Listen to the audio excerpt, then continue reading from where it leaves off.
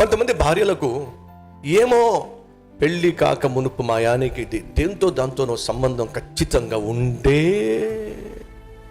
ఉంటుంది. ఫోన్ నెంబర్లు చూస్తే దొరుకుతుంది. అమ్మ, పెళ్ళి అయిపోయిన తర్వాత మీ ఆయన మీద నువ్వు అనుమానం కలిగి ఉండి గతం గురించి ఆలోచిస్తే ఏం ప్రయోజనం చెప్పు. ఒకసారి ఆలోచించండి.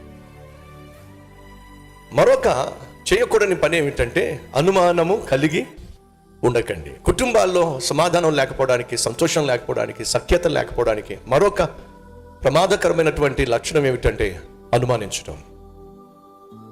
ఏమో ఉద్యోగానికి వెళ్తున్నాడు, ఉద్యోగానికి వెళ్తుంది, ఏమో దేన్ని తీసుకెళ్తున్నాడు, ఏమో ఎవరిని తీసుకెళ్తున్నాడు, ఎవరితో వెళ్తుందో.